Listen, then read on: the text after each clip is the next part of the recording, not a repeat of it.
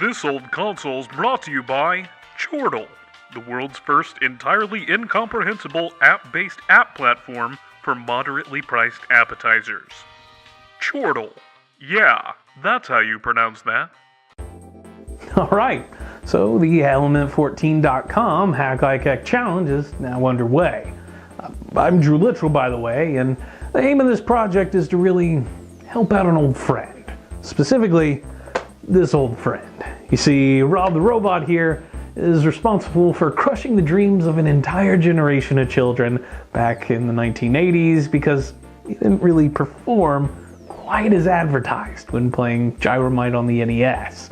Of course, that was then, and we have today's technology, so we can afford to give R.O.B here a second chance to be our player too. At least, that's all the plan here with this Raspberry Pi portable.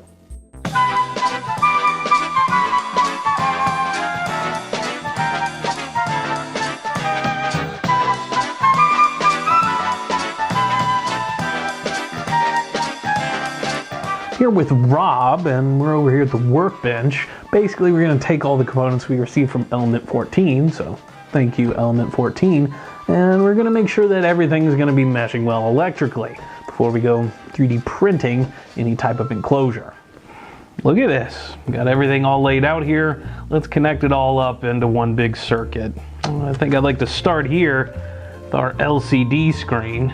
Probably add a little captain tape to the back of this just so none of those electrical signals get any bright ideas. One of the additions to the case I decided to go with is an HDMI decoder. Gotta open this guy. Raspberry Pi. This is the one, Model A Plus. It's on to the fun part where we are connecting up wires and such. Somebody call for jumper cables. Okay, got a couple of speakers I'm gonna use. These are a little bit smaller. Actually came out of a Nintendo DS, if I'm not mistaken. Oh, it might just flip all the way over. And just clicky. Oh, we're good. Voila, look at this mess.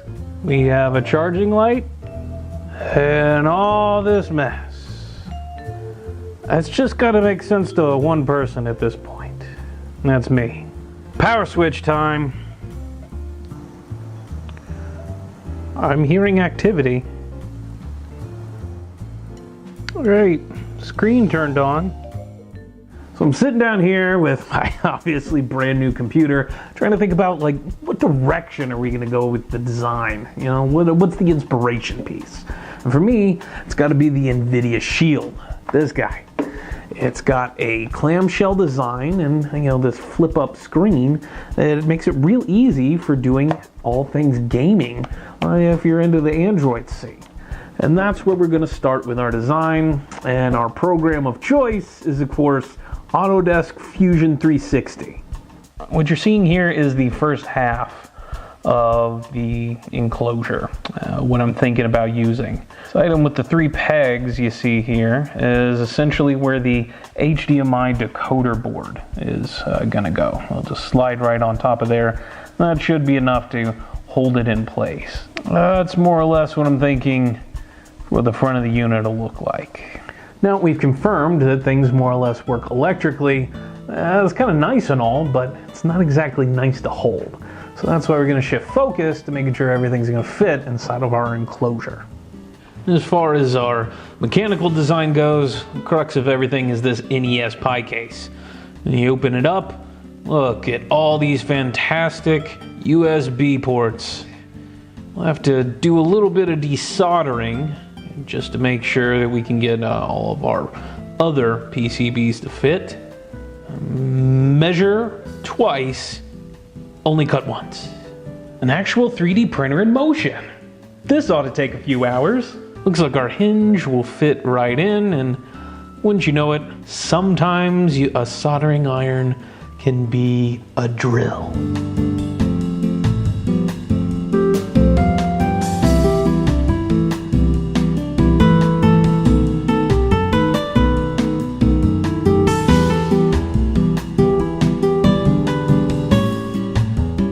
And I certainly haven't forgotten about good old R.O.B here.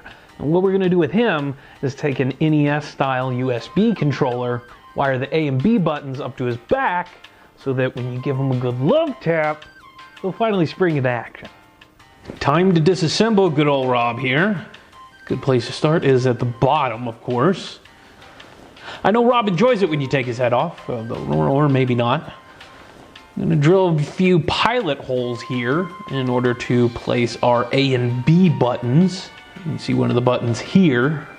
And of course, let's solder them up. A good place to void your warranty on any of these controllers is look for the QC sticker. One last screw. Let's get that out of there. And looky there. That's a PCB we can work with.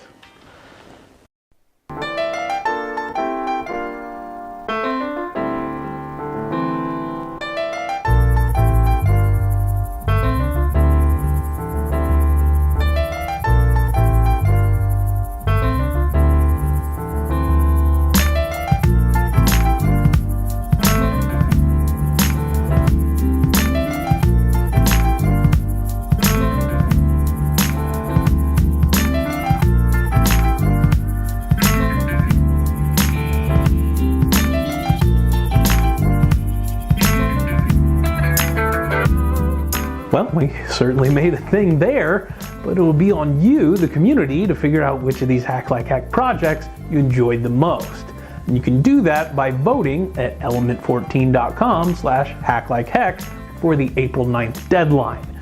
You don't have to necessarily vote for my project, but it is highly encouraged.